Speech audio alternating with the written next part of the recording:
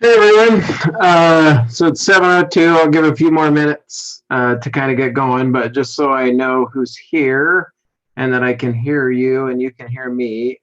Mary, are you able to talk and can you hear me?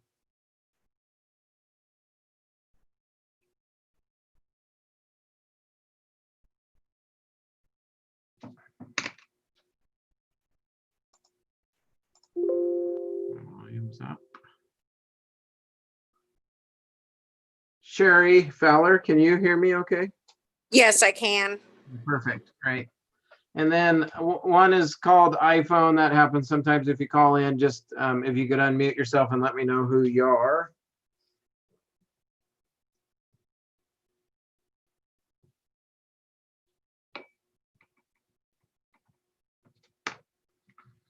Maybe.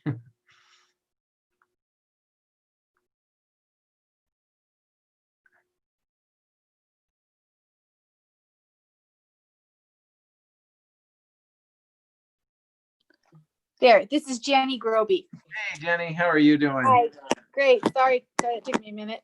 No worries. And then Mary, were you able to unmute yourself? I can now. I had to get it set up on this computer that I have at home, so I'm good. Hello, Sean. Hey Mary. And Liz, I think you came into my room, so I know you're here. Just want to make sure you can unmute yourself if you need to.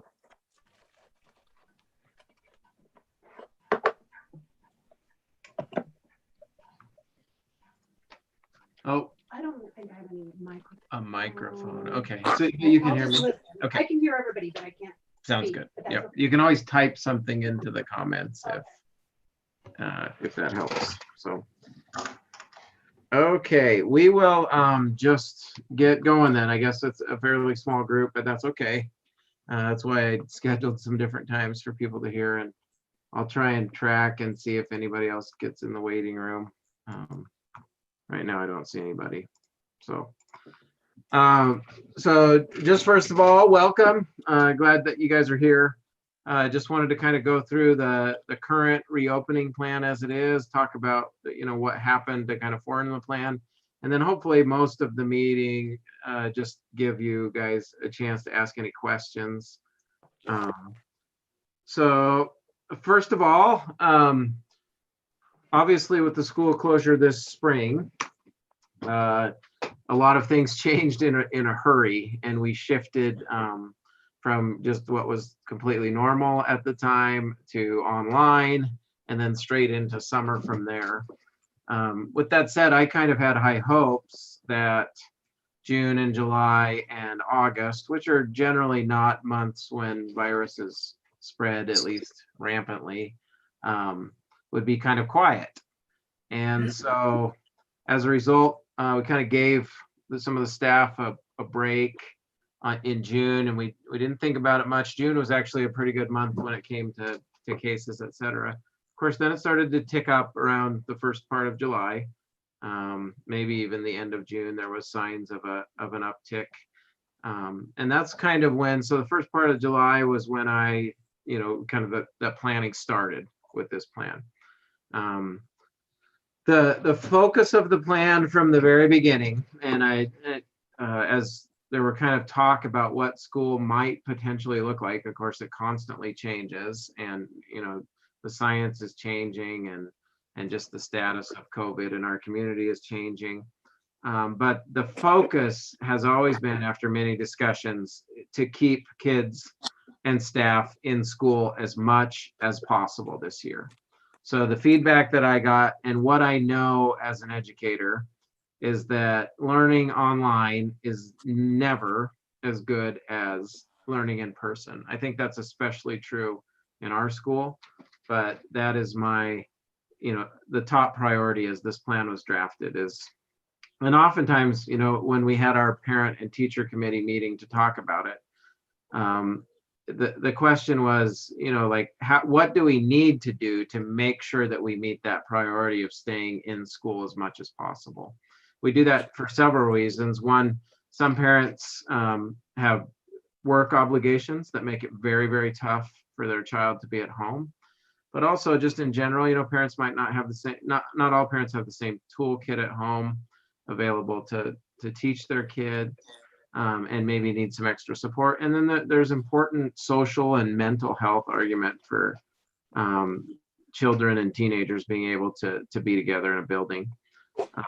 So besides that, though, we had another goal that we kind of laid alongside of it, and that is throughout this crisis to keep our community, our staff, and our children safe. So with COVID-19, I read lots every day on it, try to stay as up to date as possible. As many of you know, this virus is relatively safe for children, at least at this point. That's the scientific belief. Very rarely are children hospitalized. There are certainly cases of that, and even more extremely rarely do they die from it.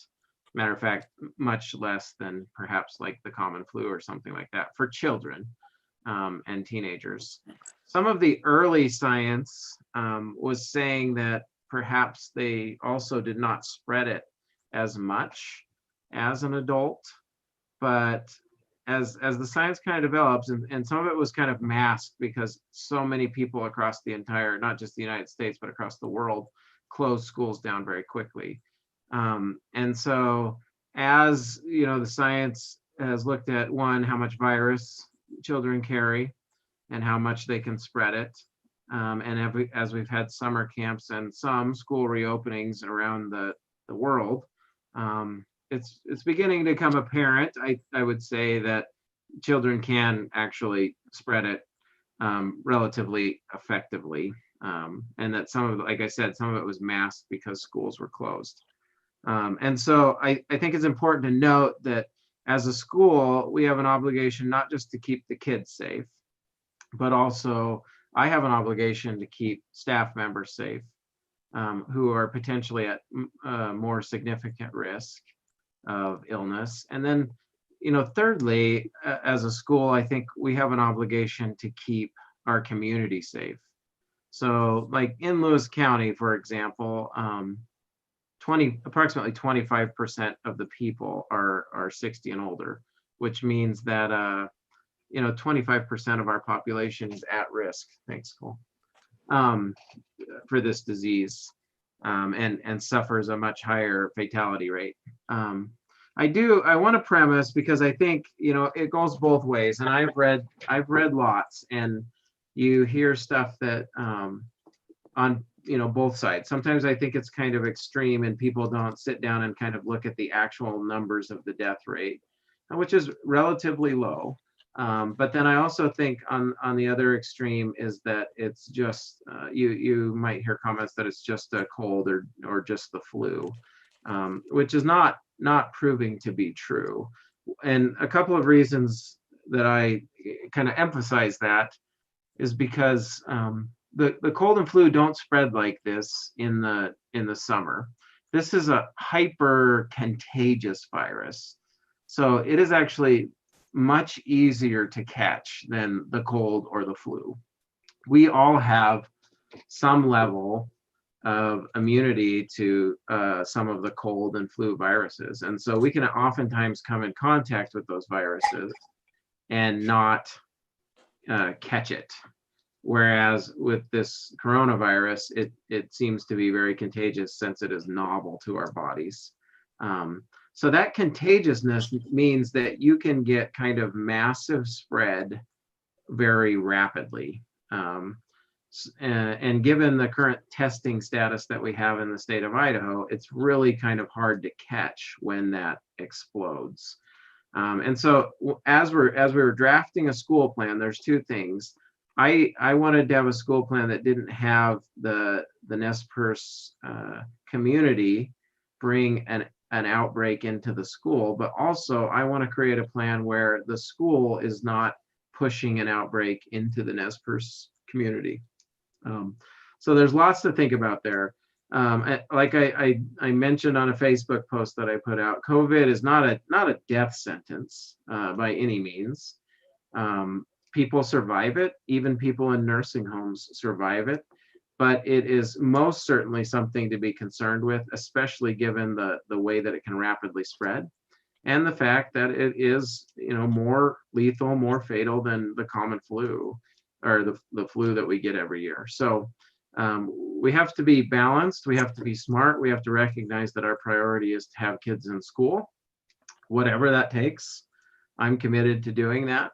And then we have to recognize that we do owe it to our community and our families to keep them safe. Another thing that kind of came from the parent and staff surveys that I sent out is a significant amount of people in our school community. So that is both kids and adults, both the staff and the students, are living with people in their home that are considered high risk as well.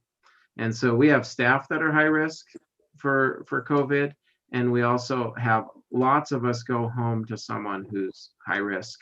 And even if it's not living in our home, I always think of, in this community, one of the greatest parts of it is that so many of us live by grandma or grandpa, or sometimes it's grandma or grandpa raising the kid. And so those are also situations that we want to avoid, and we want to keep those grandparents safe. I know sometimes I hear people say, well, they had a pre-existing condition. And I always like to kind of talk about, there's a lot of people with pre-existing conditions. I know people with diabetes or asthma or cancer or immune system, maybe it's lupus or something like that. And so their immune system is compromised, and that can be managed for years and years of a very healthy, active lifestyle. And it's sad to me to think that, someone with those risk factors might not have that opportunity. So just because someone has a risk factor doesn't justify that risk, I guess. So with that said, I'm going to stop for a second and see if anybody has anything that they would like to ask or say. And then if not, I will share my screen and we'll kind of walk through the plan as it is right now. Okay, let me pull this up.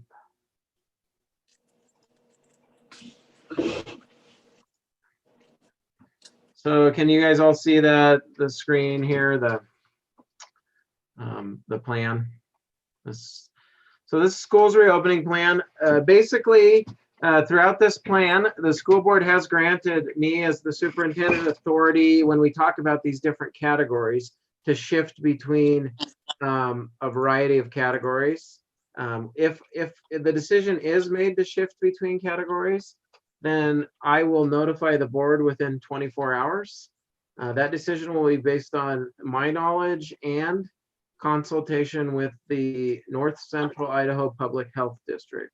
I have regular conversations with their director, Carol Morley, and they actually have a plan that should be approved relatively soon to kind of coincide with our and other districts' categories. And so based on several different factors, and I'll show you that kind of towards the end, but based on several different factors, the public health district, and primarily at the county level, the public health district will make recommendations to schools about the level of risk and maybe where a school should be in a category. But I do have that authority, and that would also be communicated out to parents, ASAP. And also with this document, because we see kind of a constantly shifting sand with this, whether, like I said, whether it's the science and the medicine, or whether it's the best practices, or whether it's the actual status of the spread of the virus in our community. There's also authority in there to make changes to the text. So that's fairly rare. I mean, most of the time it'd be nice if you had a policy or a protocol that you used in your business, that it wouldn't just change on a whim. My intention isn't to change it on a whim, but there is some flexibility to just make rapid changes as needed in a specific situation or a real outbreak. So the first part is a letter that just kind of covers what I just said. And then, as you'll see in this document, there are several sections which are linked that I'm going to walk through.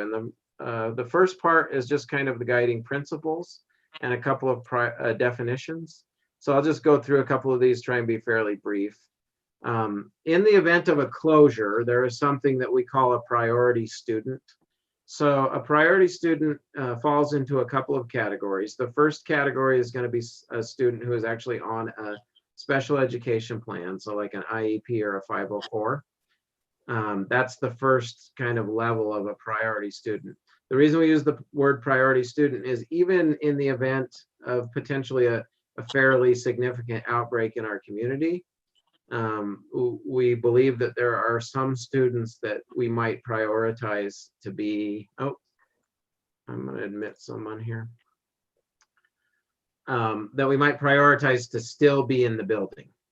So that, like I said, starts with special education students. As you move down that, then there's also students in grades kindergarten through third. Hi, Sam, can you unmute and let me know that you can hear me and I can hear you? You can interrupt me too as you get that unmuted and just let me know. So students who are in K3 who are not reading yet, one thing we recognized is that in the kindergarten through third grade, there are some students who really, with online learning, it's hard to be successful when you're still developing those reading skills. And then the last is what we would call at risk. I don't know what happened there. Okay, thanks, Sam.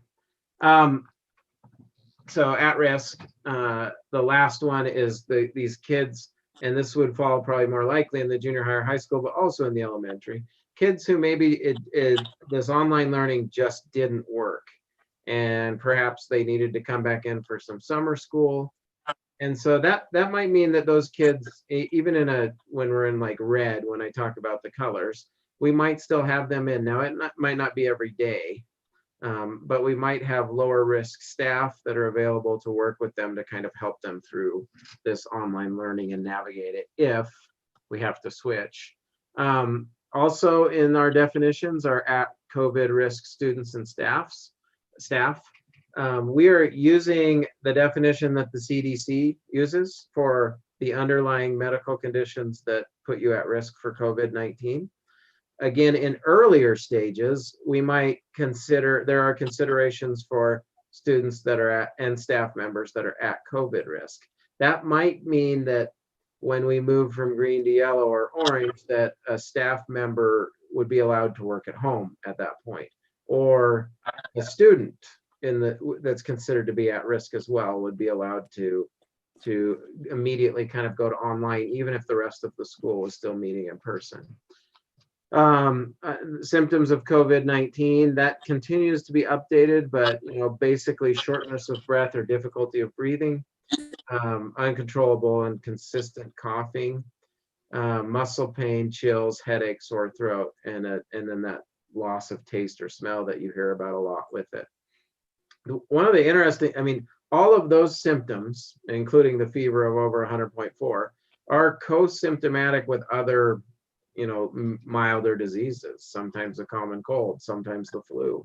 Sometimes I think of an uncontrollable or consistent cough with allergies, right? And headaches are quite common. But so that's one of the difficulties of managing this.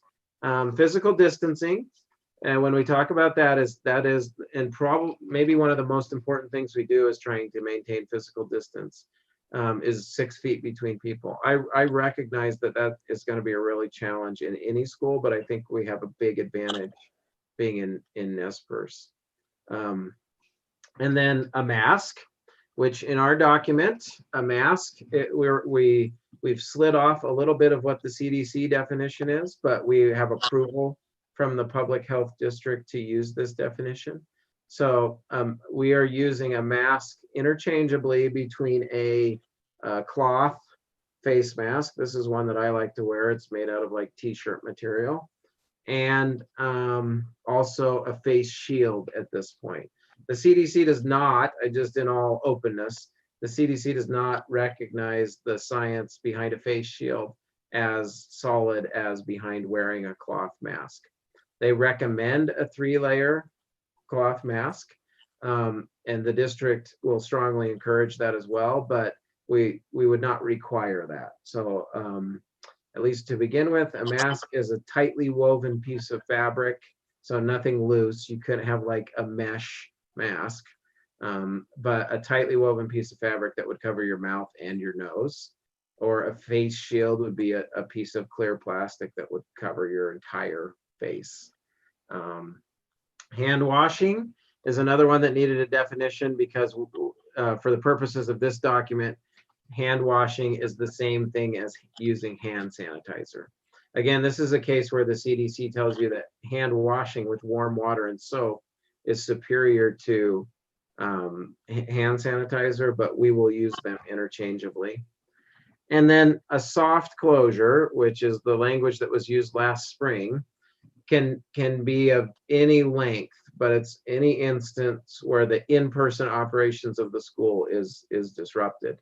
So as we go through the plan, you'll see there are, short potential closures, which might be in the case of a positive in the school, and we need to get our bearings. There are longer, so medium-term soft closures, which might be, more like a quarantine situation where individual students or even entire buildings, whether it's elementary or secondary, are asked to quarantine for 14 days. And then, of course, there's the potential of a fairly large community outbreak in which a soft closure might run longer. I don't have an expectation that a soft closure ever means that we're closed for the rest of the year.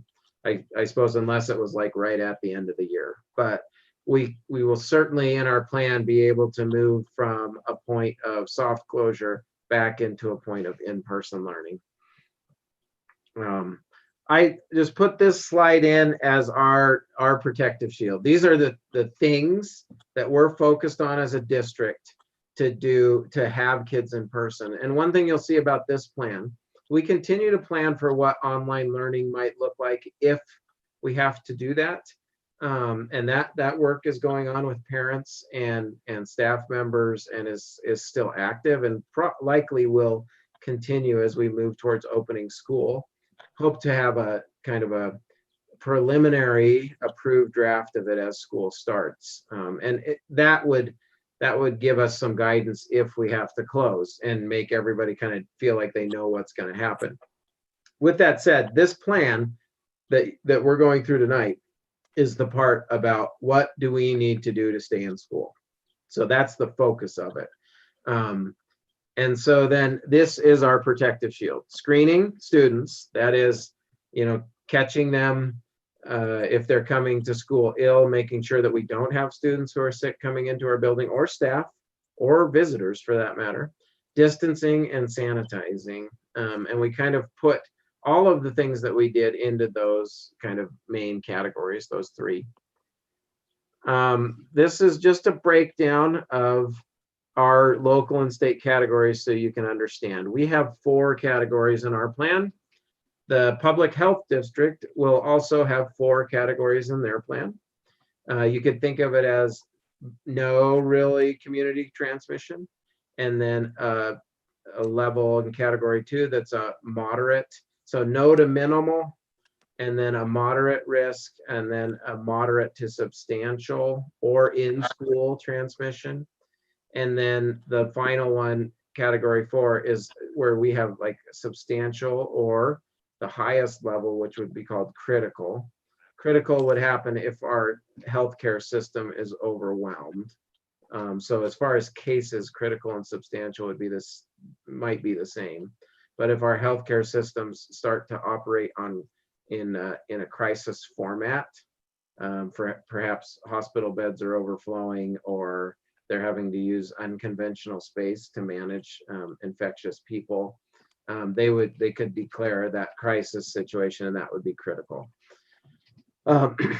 It does get confusing. There's lots of districts out there, and we all have a lot of leeway really to kind of do what we want. And then besides districts, we're talking to the State Board of Education, which has 3 categories. You're talking to the health district, there's CDC guidance, etc. And so it can get confusing with what category you're in. And so that's what this part of the document is going to walk through.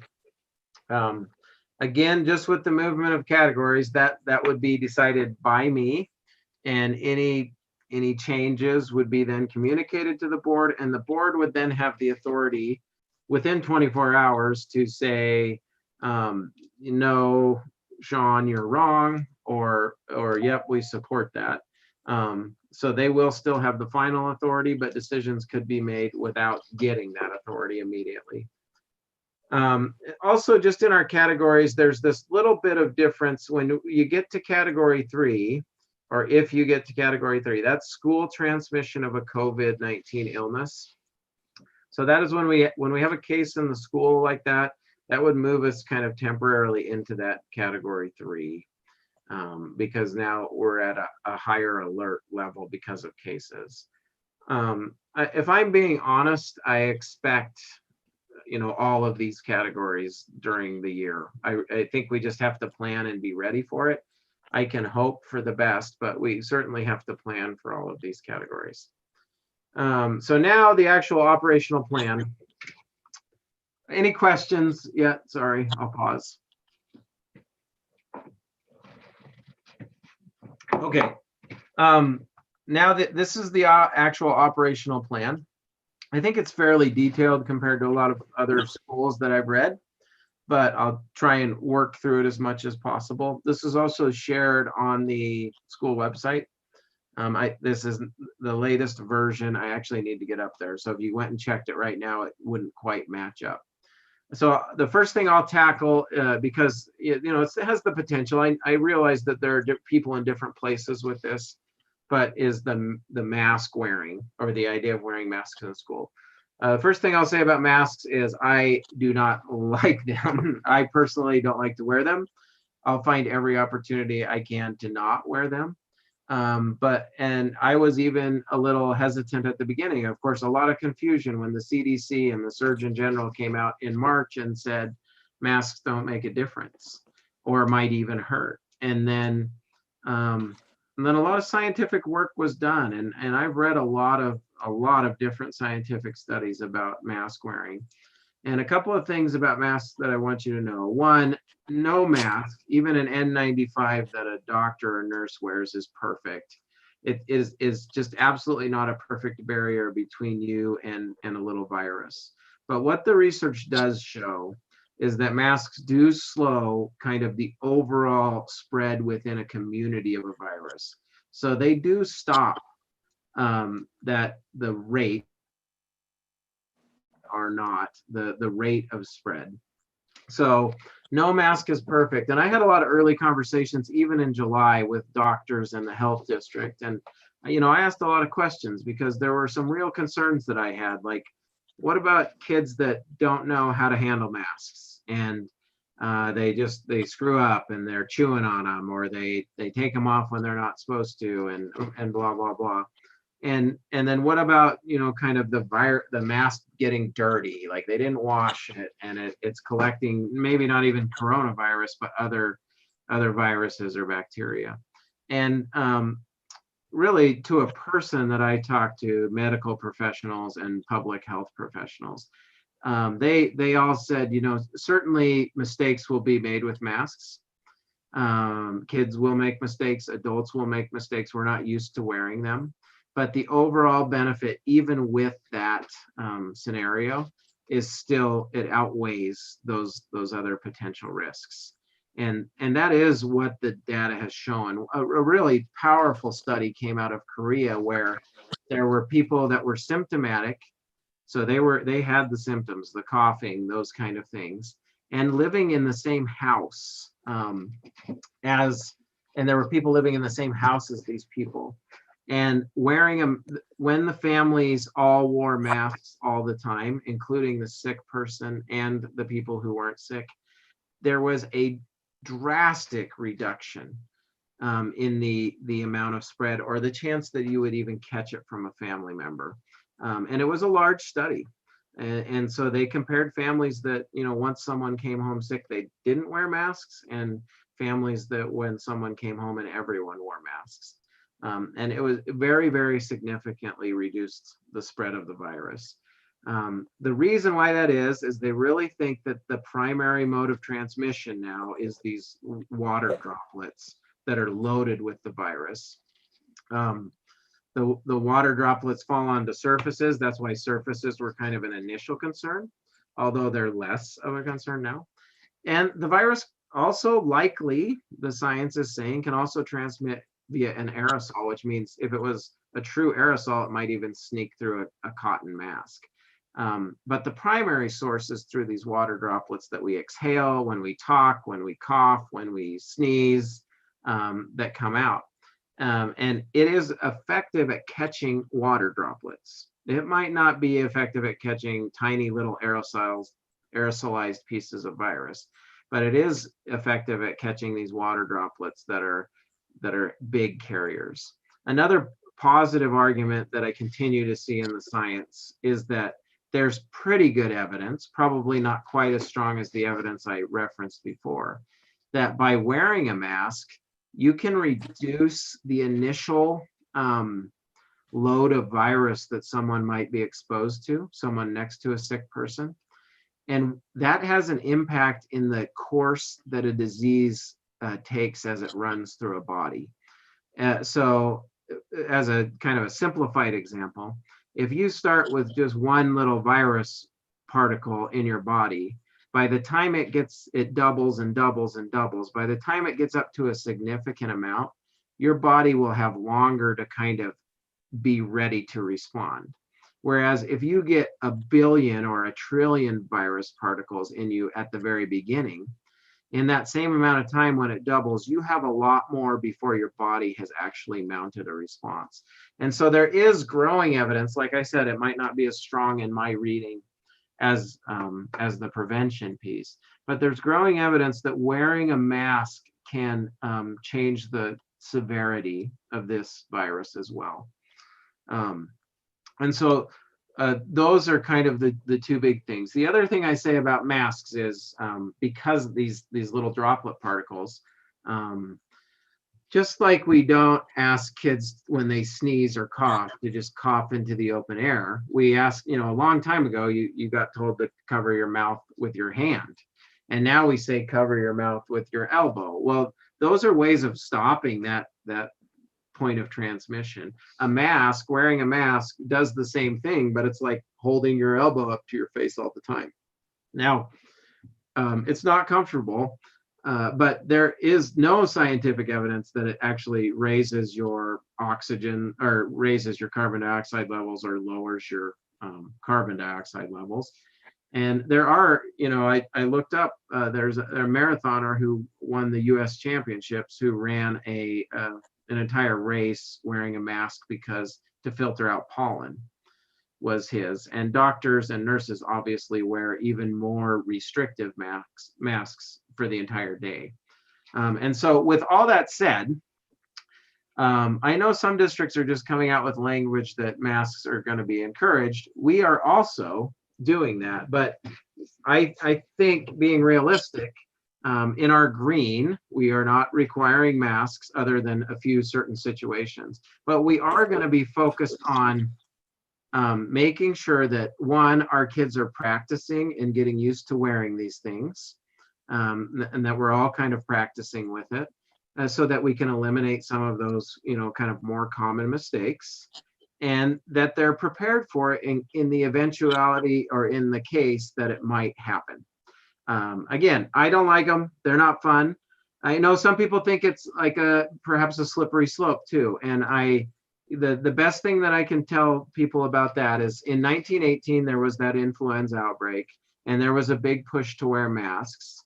And by 1920, not a single person was wearing a mask, even though there was a fight over it and there was a pushback. When the science says it would be safe not to wear them, people won't wear them. They're not natural. I don't think the rest of human history people will be wearing masks. I really don't, because they're not as comfortable. But I do think in the moment they can have an effect. Oh, there's Mary. I don't know how long. So with that said, in green, the way that we'll do masks is that they are not required all the time, but I'll go through a couple of the scenarios where they will be required. Students will have a mask on them at all times, on their person. That doesn't mean on their face, but they will have a mask on them at all times. There are a few specific situations where we are going to require masks. Those are in indoor situations when physical distancing just isn't possible, and we're mixing between grade levels as well. So the most common example of that when kids are indoors is in the high school, when kids are transitioning between classroom periods. We looked at a lot of different options, including like changing when kids are released for classes. Logistically, that was really a nightmare. And so the easiest way to transition between classes will be that kids wear masks in the hallway, when inside, in between periods, or when these cohorts can kind of, this risk is increased. Again, it's mostly because in those circumstances, social distancing just can't be guaranteed. Kids like to mix, and that's where masks will be required. A few other situations like use of the restrooms, where multiple students, that masks will be required. And then for high school kids, when they gather during lunch or before or after school in these kind of smaller areas. That does not mean the kids have to wear masks all the time at this point. Matter of fact, they don't have to other than those times if we're in green, which, just so people know, we've had several cases recently, but we still remain in the green category even with cases. The spread is low enough that I talked to the health district. We're not moving to yellow yet. That we are setting an expectation in the district in green that social distancing is going to be used in place. We've purchased fans for every classroom to encourage the use, the fresh air into the building as much as possible. But that is when masks will be used. Teachers will be using masks as well in this stage. The other exception, if we're just talking about masks, is in this plan, a teacher that is considered to be at high risk can submit to me, the superintendent, a plan to have students wear the mask in their classroom, so inside of their classroom only. Those plans would be specific and would be communicated to parents. But again, it is important to me to protect my staff, and staff that are medically at risk, I believe, have that right to ask their students and to require that they wear a mask as well. So any questions about masks? Because I know it is not everybody's on the same page, and I fully recognize that.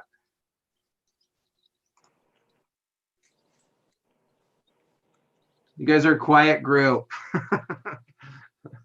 Can somebody say something so I know that they're there still? All right, I'll just keep moving on. We're still here, John. You're doing great. All right, perfect. As we move up, so there is, all right, thank you.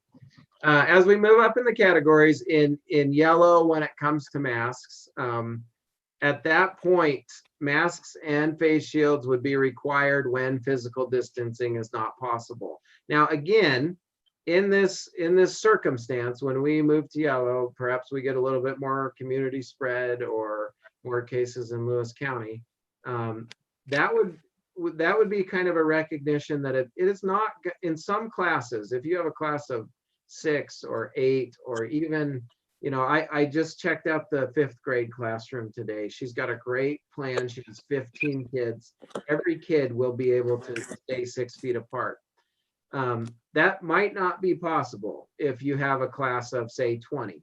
And so beginning in yellow, if appropriate 6 feet of physical distancing can't be maintained, then we will require the use of masks. So those might be specific situations, or they could actually start to be in the classroom. Again, even in yellow, my expectation is not that a kid would be wearing a mask all day long. I think there are opportunities when physical distancing can be maintained, when they're sitting at their desks, and they can have their mask off. I look for those opportunities all the time myself, and I imagine that staff and even students might find those opportunities too. Another thing we're doing early in the year is encouraging, and that's a little later in the plan, but staff are encouraged to be outside with kids as much as possible. That's not going to be possible in January, but it's certainly, there are days in September for sure, and there are some days in October, and there might even be days in November where it's possible to be outside. We're going to try and do that, and then you don't have to wear your mask, and you can continue to learn as much as possible. But in yellow, mask would be required when physical distancing can't be maintained. That stays true in our orange, which is category 3. Require masks and face shields when all situations when physical distancing is not possible. And again, this is going to be practice. Our kids are going to be practicing from day one to have these on. Again, the students will be required to carry them. There are also some group work restrictions that continue to increase as we go up. If there's a case, so this is where that 3.1 and 3.2 come in, which would move us immediately to orange. If there's a case where we have cases in the building, there is the discretion in this plan to require masks all of the time. So for the whole time that you're inside of a building, that masks would be worn. That kind of depends on the situation. There's multiple reasons we do this. One of the biggest reasons for me was when I was talking to the health district about masks and what might happen if we have a case in school. And their response was very blunt and straightforward about what happens when you have a case in school is going to matter a lot about what you were doing with physical distancing and what you were doing with wearing masks. So for example, if no one is wearing masks and we have a case in the building, without a doubt, the recommendation from the health district is going to be, you need to shut school down and go online for a while. That is not necessarily the case if we're following physical distancing and wearing masks. That might be a case where one kid has to, or one kid or maybe one classroom have to quarantine for a while, but not the entire district. And so again, another reason for kind of requiring the masks or some level of masks. That's the big mask piece. And then obviously in red, in this case, students are required to wear masks. It would not be everybody. If we're in a soft closure with substantial spread, most kids will be learning from home. But going back up to those priority students, the pre-readers, the special education, and the educational at-risk students, those students would be required to wear masks at all times in the building. So that is the PPE and preventative measures that we talk about. We're also continuing to do work with the local medical providers to potentially develop a remote clinic where parents could call in and a student or a staff member could call in and visit with a nurse via a telehealth. We've purchased a pulse oximeter in the event that this gets put together so that we would have some data that could be shared with either a doctor or a nurse, and they could help us make decisions. We will also be forming cohort groups to kind of limit exposure. So that's hard in the secondary, which is what most of these parents are. But especially in the elementary, we're going to try and limit the interaction between to a K1, 2, a 3, 4, 5, and then there's a junior high and a high school pod. The best we can do. Again, the focus is if we have to shut down one pod, but perhaps we would keep the rest of the school open. I expect all of our staff to wear masks. Again, we're providing fans. We are asking that staff leave windows open and to improve airflow. And then students and staff who are notified of a potential exposure and are not required to self-isolate can attend school, but are required to wear a mask for 14 days. So that's if they're contacted. This is one of the really tough things, but our expectation is that if a student is asked to quarantine by the health district or a medical professional, then they are not allowed into our building. Not every situation is going to end up in someone being asked to isolate or quarantine, but if that is the recommendation, those students are not allowed into our school or staff members. Because the public health district ultimately can only make a recommendation. They cannot force somebody to isolate or quarantine.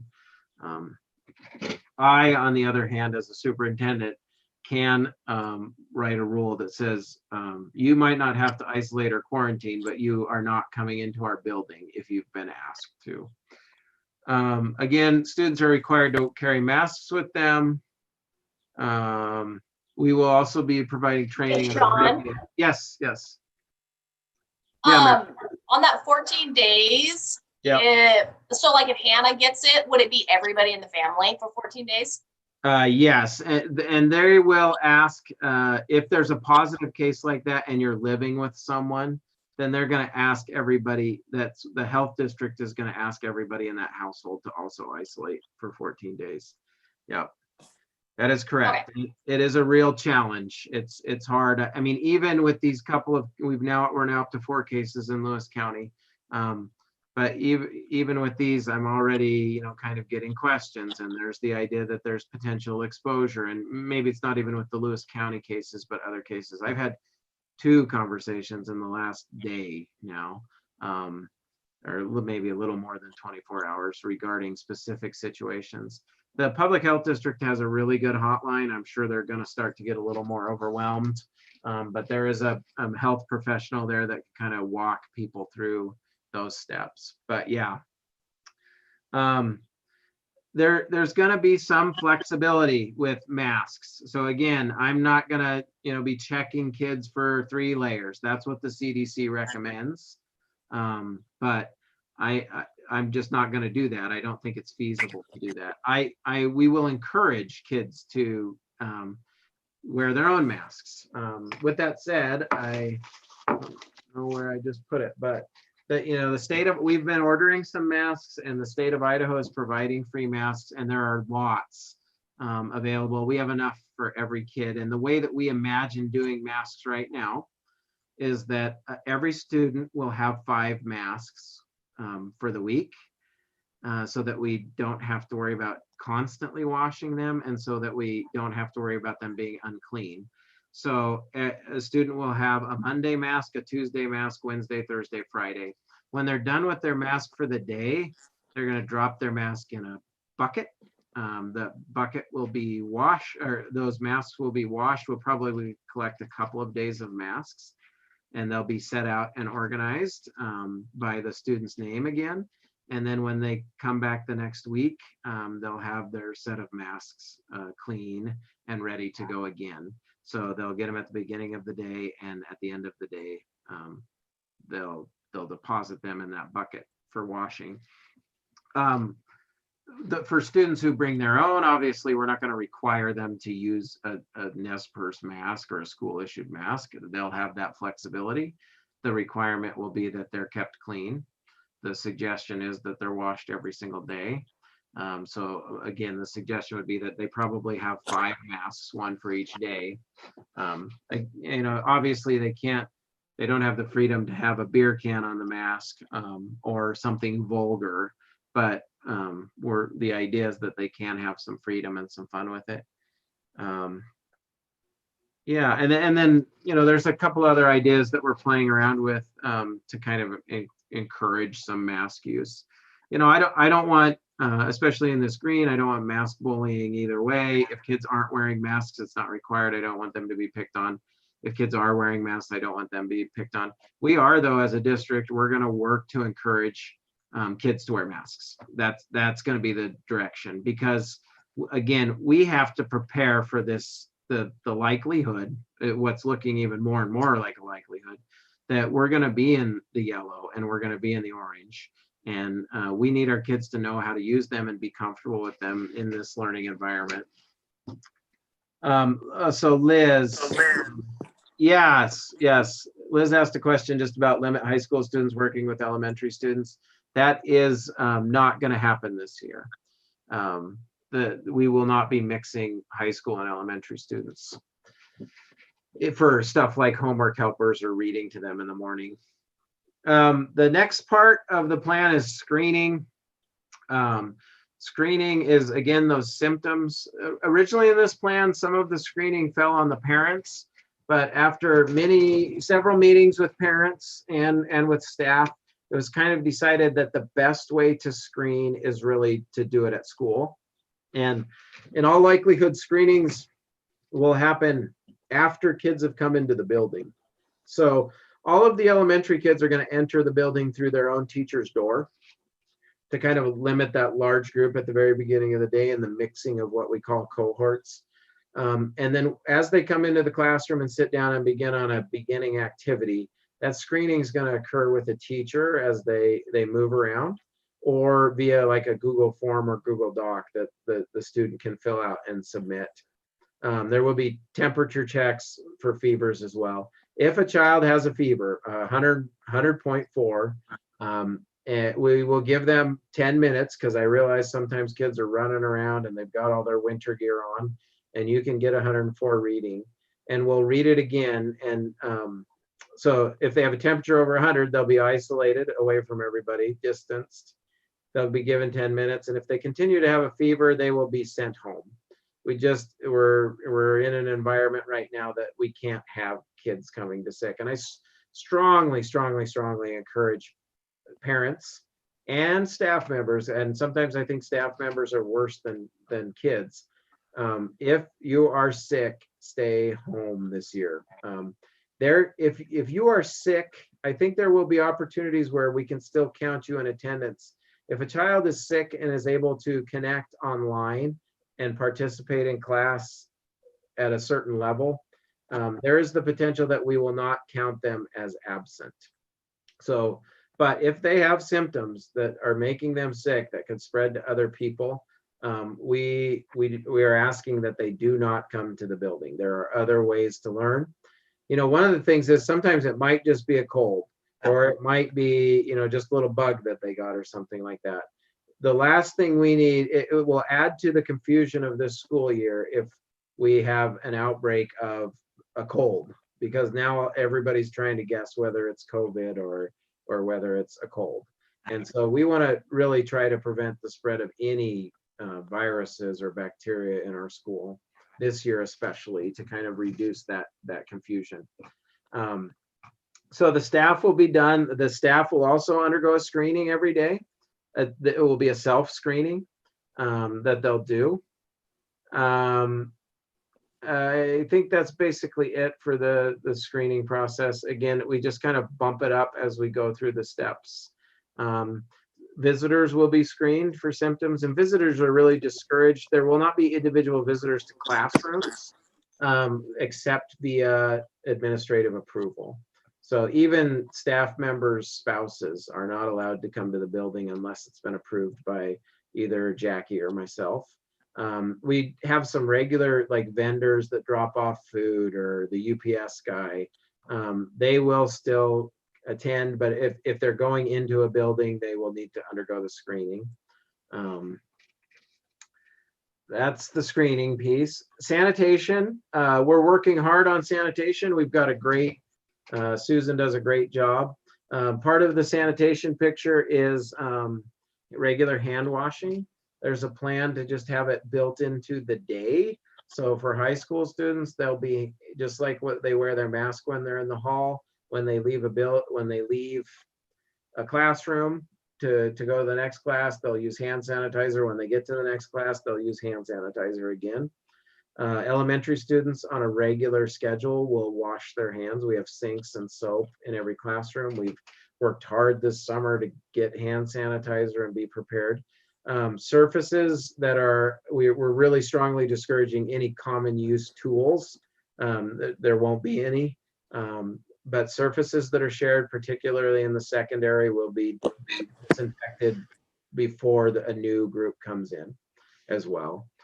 So regular hand washing. In addition, we're doubling our efforts to make sure that all high touch surfaces such as bathrooms or rails or doorknobs are disinfected every single day. And we've also purchased some really cool UV light generators that kill the virus. So we have 12 of them that will go from room to room every night. And that you hit the button and you turn them on, and you can't be within 10 feet of them or they'll turn off automatically. But they run for about an hour and generate some ozone and the UV light to just disinfect the entire room. And then afterwards, the janitor will come in and move them to another room. And so there'll be that kind of nightly disinfecting through that UV light as well. So if you see lights, we're not growing pot here at the school. We're disinfecting rooms. Also drinking fountains will be eliminated. And so for parents, we're going to require that every student brings a water bottle. If that's an issue, then we will provide them with a water bottle. The water bottle filler, because it's touchless, will still work, but students should have a water bottle with them so they can, drink water whenever they need to. They just won't use the actual drinking fountain part of it will be turned off. So again, no shared technology. Every kid will have their Chromebook. Every kid will have their own scissors and other equipment. There are a few shared things like printers and 3D printers and stuff like that. Those will be just disinfected between uses. And staff members also can't share supplies either. And then an encouragement to students that they should wear clean clothes every day as well. Physical distancing protocols are built in. This is, like I said, going to be one of the most challenging things, but the goal throughout the whole building is that we have 6 feet of separation. There should be limited group work. And as you can kind of see in this, as we go from green to yellow to orange to red, that group work gets even more kind of drastically reduced. Even the potential in orange that homerooms for high school and junior high kids, so that they wouldn't all be in like the library, but they would be, the 12th graders would be in a room, the 7th graders would be in a room, etc. So that is the social distancing protocols. It's 8 o'clock and I kind of set a goal for an hour. COVID testing is a real concern, and it's another reason, honestly, why we have to be so very careful. There is some COVID testing now. It seems to be improving because overall in Idaho, I think cases are going down, but there is still more, sometimes with some testing, more than a 7-day lag between when somebody with symptoms is tested and when they get a result back. That's a really scary situation because it's really hard. It's like driving through the fog at 65 miles an hour. It's really hard to make decisions for the school and for the community when testing is lagging that much, because so much can happen in 7 days. And so, we will just continue to advocate for testing and prioritize testing for schools so that we can make better decisions and get results quicker. It's really the best we can do at this point because a lot of it's out of our control. Staffing considerations. So staff are allowed now at this point, even though it would be short notice, to take a year's leave of absence if they request it. for medical reasons, and that will be honored. Staff member who requests it, and has the possibility of working remotely, well, that'll be examined if it's possible.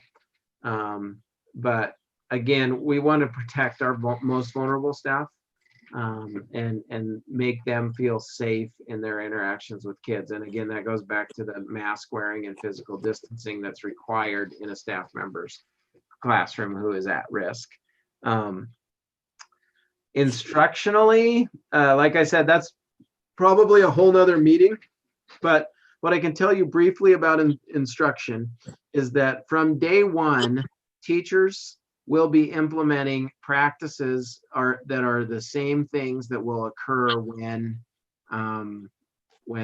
if we are forced to go online. So for example, they might have a Google form that's a daily check-in. That'll be standard across the district. That'll happen in person, with the idea that if we go to an online learning, that practice will continue to happen.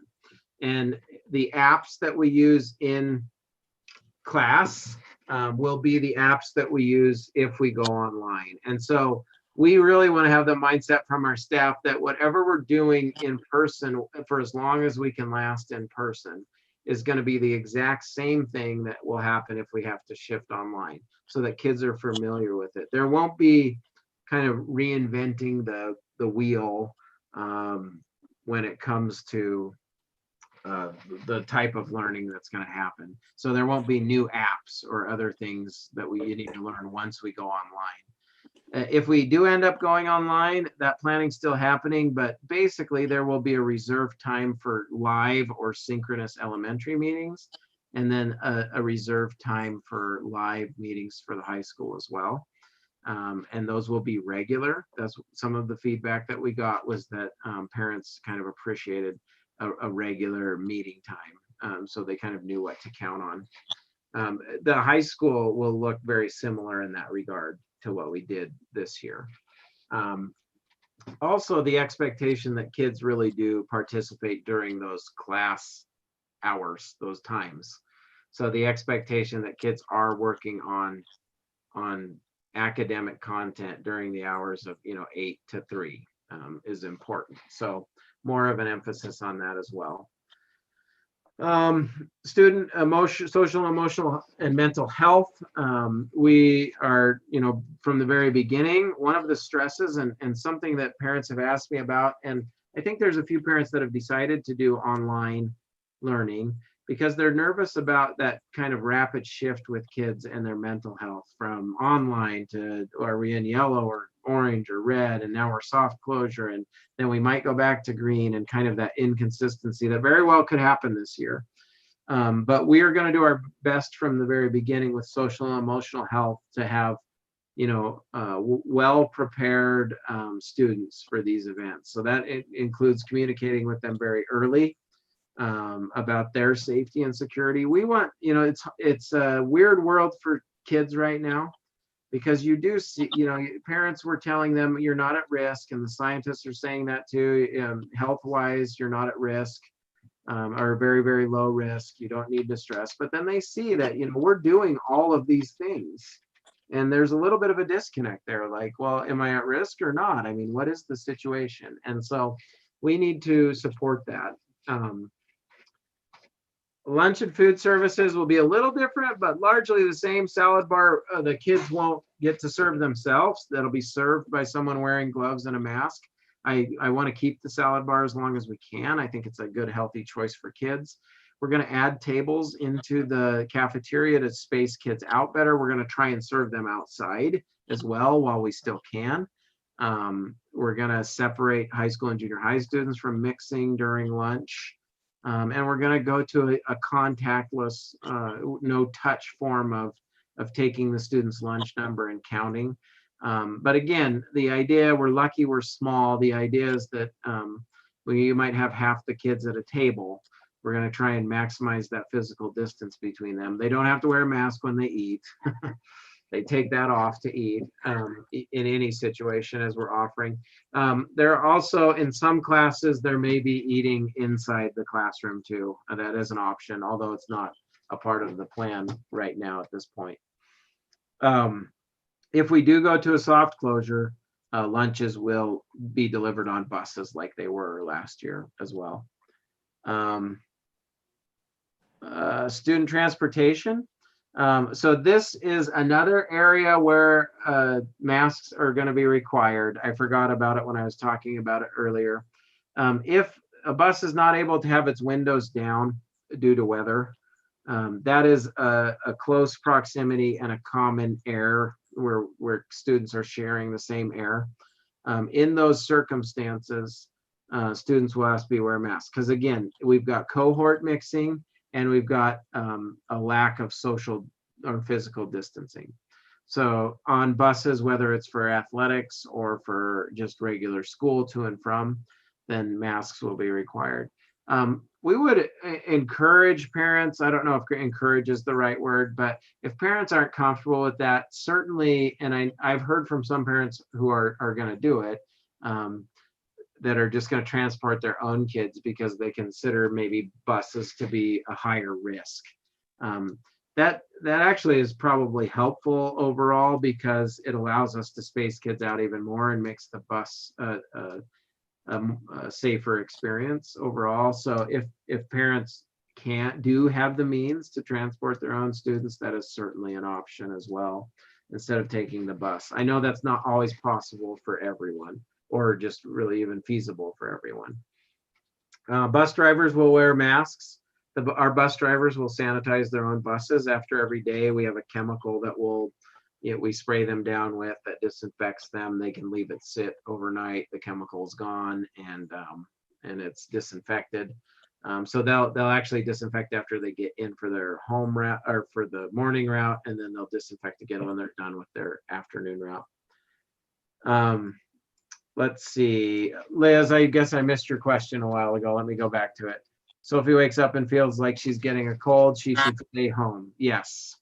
And if she may be able to do a Google Meets or call the teachers to stay up on classwork and lectures. Absolutely. And if she does that, we're going to count her in attendance. We will mark her as in attendance. So that's good good maybe for the students to know. Students will use hand sanitizer when they get on and off the bus, and then that disinfectant spray. Extracurricular activities, it's my biggest concern right now. We have a plan for extracurricular activities. We are following the IHSAA guidelines, also our White Pine League guidelines, and then also our own Nez Perce School District guidelines. The big thing for everybody to be aware and will need to be communicated to the community as well. Fans will be required to wear masks if it's an indoor event. And we will also require physical distancing as well. The reason for that is the fact that this is a mix of two communities that are coming together in a common inside space. And so depending on which community is more infected, we don't want one community putting another community at risk. The idea behind that and the communication that needs to happen, I guess, is that you do have to wear a mask. You'll be asked to leave if someone refuses to wear a mask. If it becomes a problem that people are refusing to leave, the next step for me would be to close off athletic events to any of the public so that only the kids could play. My priority is that the kids need to be able to play. I'd hate to ever get to that. And I'd hate it. I'm going to hate it if the kids end up having to take a pause in a season, but I want to protect everybody and we have to do it the right way. There are other districts. Well, there's one other district right now, although I got a text from another superintendent tonight that I haven't read, but that are requiring masks at events. Genesee School District. Every district can set their own criteria. We have already begun having conversations about intramural activities in the event that something gets canceled. So, because it is important for our kids to continue to have activities and things to do. The last thing is communication. I think, no, it's not quite the last thing. I'm almost there, sorry. We do, part of this plan is to communicate to parents. We will use Facebook. We will use our Swift Reach K-12, which is when you get the email or the text message or sometimes a phone call. We will not, with any soft closure, we're not going to send kids home immediately. So even if, so say worst case scenario, you get here at 8 o'clock in the morning, the kids just get going, and I get a call that says, we have 10 COVID cases. Well, in those circumstances, we're not going to send kids home at 8:30 in the morning. We're going to make sure that the students that tested positive are removed from the environment. We're probably going to say you need to wear a mask the rest of the day. And the more importantly, even than a mask, is that you need to stay physically separate from people. But we're going to just continue with that to finish out the day. Then we will get kids home safely, and we would move into a soft closure at that point. So you don't have to worry about a sudden quick change. We will try to communicate that as rapidly as possible, and then also give parents time to plan. So that's the communication piece. We're also making adjustments. I won't go into the details with music and PE. Singing is a high-risk activity, requires a larger distance, a larger physical distance that must be maintained. Same PE, we're looking at activities that won't, that can be done with larger distance. A little bit in the plan about our quarantine and isolation process. We're going to be requiring teachers to have lesson plans out farther in advance and available for subs. We'll have subs that are trained up on online learning too, in the event a staff member gets sick. Then down at the bottom of the document, there are helpful websites and links, lots to consider. I continue to track coronavirus cases every day. It's an important thing. We're now on probably 2 or 3 weeks of this kind of flat line in Idaho, where we're running about 500 cases a day of continued spread. Our deaths also seem to be plateauing. For a while there was approximately 5 deaths a day, which again in the summertime is really kind of a scary thing. It's dropped a little from there, which is really good news. Really good news.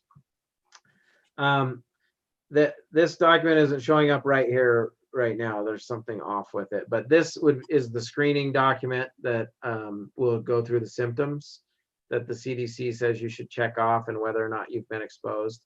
Also in this document, we have for staff a flow chart. If a teacher's been exposed, what would happen, and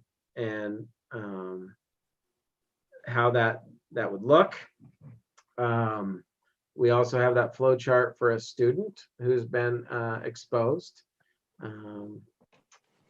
including family members, like it talks about.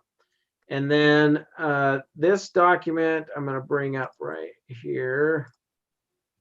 And I hope you can see it now. I'm still sharing the screen. This is a draft. So this shows what the public health district is looking at. And again, their draft has these 4 levels, match with ours: green, minimal, moderate, high, and then what they call critical risk. So what we're looking at is we're still in minimal risk, following these guidelines in minimal risk. This rate might change as their board finalizes discussions, but right now, a daily rate of new confirmed cases over a period of 7 days of 4 cases a day in Lewis County would put us into yellow. So to give context, we had no cases until yesterday.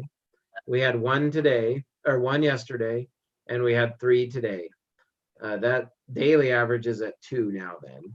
And that will continue to be averaged over the next 7 days. If that case rate gets above 4, then that would move Lewis County into this moderate risk category. The reason our number is lower is because we have less people here in Lewis County. But that is how that decision was being made.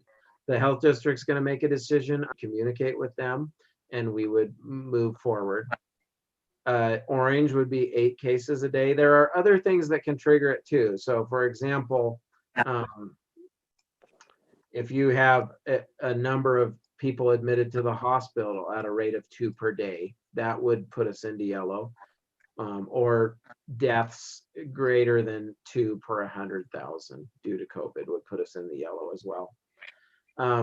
And so as you go, that's the document that we're working off of, which is a public health district document. There's also a self-screening tool will be in here. There's a contact tracing report. That's actually a typo right there. Just got. That'll be in here. And then our 2 strike teams are generating these documents that will be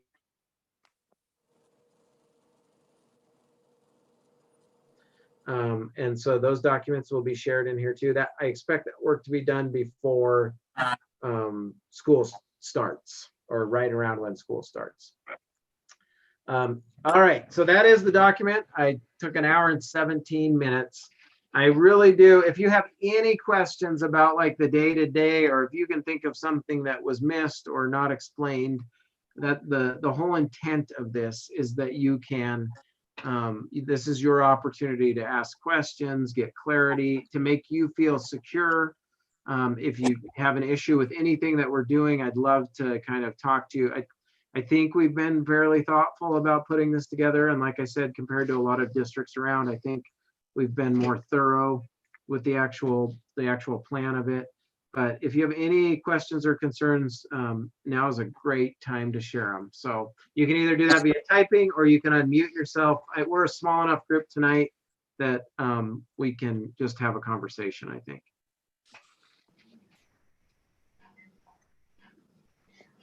Sean, I think you did a good job. This is Sam, and if questions arise, I'll definitely email. But I think you did a pretty good job covering everything. Really, honestly, it's just keeping people home when they're sick is the biggest thing. So it really is, and making people aware that if they are sick, they're not going to miss a day. I think that is a big thing to push to a lot of parents, because they're going to want to send their kids to school because, they're going to miss schooling.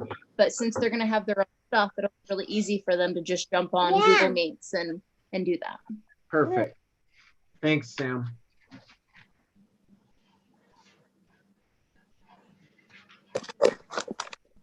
We are focused. One of the things about COVID that makes it a little scarier too is that you can't catch everybody just on symptoms. It'd be really, if you could, I think you'd be able to nip it in the bud even quicker.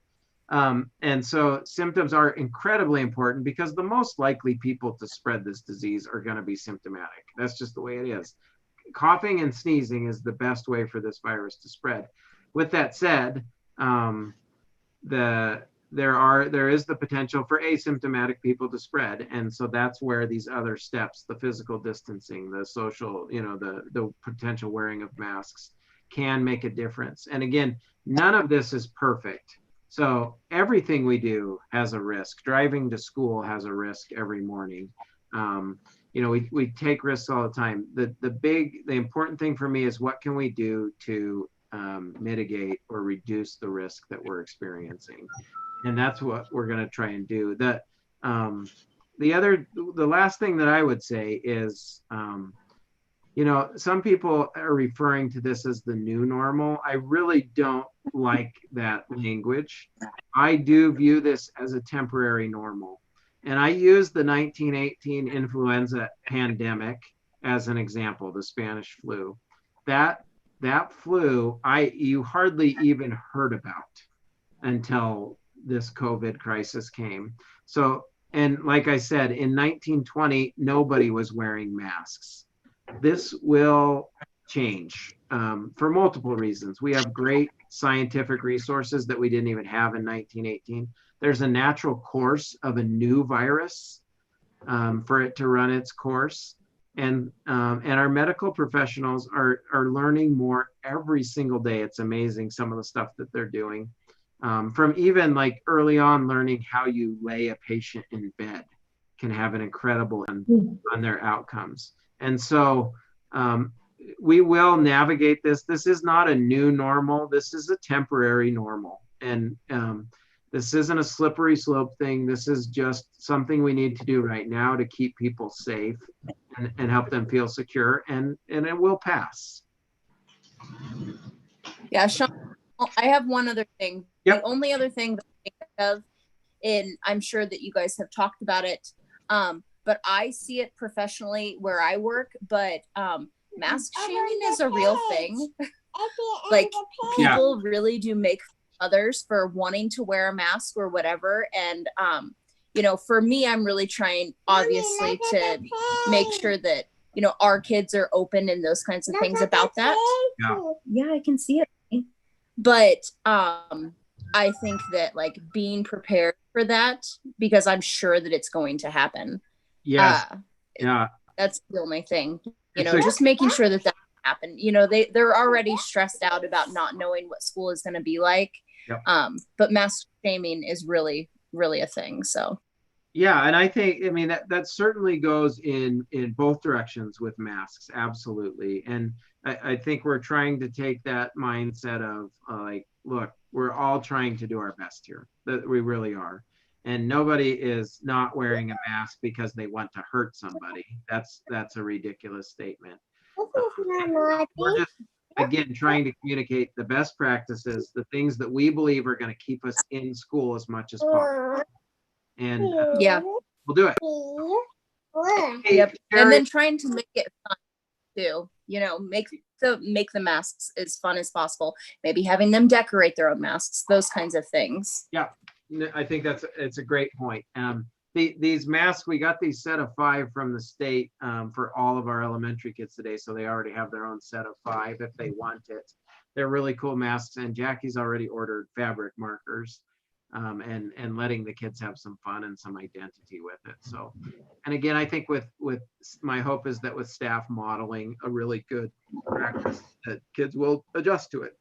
But Sherry, really quick, just in case you're gone, I do realize with allergies, it's hard, like the sneezing or something from allergies. The best I can say is, you know, there's that fever thing. If it is known allergies, you're just asking you know, parents and students to kind of be honest about that. And if they know they have allergies, if they're being seen by a doctor for those allergies, then that doesn't mean you can't come to school. Just that you need to kind of have that identified. If it's sudden onset and you take your allergy pill and it doesn't have any impact on it, that's when you really need to be home. Thanks, Jenny. Any other questions or thoughts? Otherwise, we'll just wrap it up. I bet, Sherry. It is hard. Allergies are going to be probably the hardest thing. It's just the best thing to know, you know, have a medical provider that's working with you. Have them know that it's allergies. If they're treatable, then trying to manage it that way. I know that's not even always the case and they can come on quickly, but it'll just be one of the challenges. If a kid sneezes, they're not going to get kicked out of the school immediately. They might get a question like, are you feeling okay? So I'm unmuted, but my phone's down to 1%, so it could die. Yeah. But yeah. So Nick, this year it is horrible, and none of the medications, none of that is working for him. And I don't know. Yeah, It's just- it is tough. I mean, One thing with a student who's potentially sneezing and you believe it's allergy. he would probably need like probably 1,000 masks a day because he'd be blowing snot all over himself. Perhaps the mask will help with allergies. I'm not sure. I'm not a doctor that way, but maybe it'll filter the pollen out. All right. Well, cool. Thank you for everyone who participated. You don't have to feel like you have to call in the next time because I'm going to say basically the same stuff over again, although the questions might be a little different. So I really greatly appreciate everybody hopping on, and you guys take care of yourselves. Be safe. It really is spreading now in Lewis County. It does appear that the cases are in Cami, but I don't have full confirmation on that, but it's here. It already probably has been here. So we just want to be safe and smart, and we'll see your kids in September. All right. Talk to you later.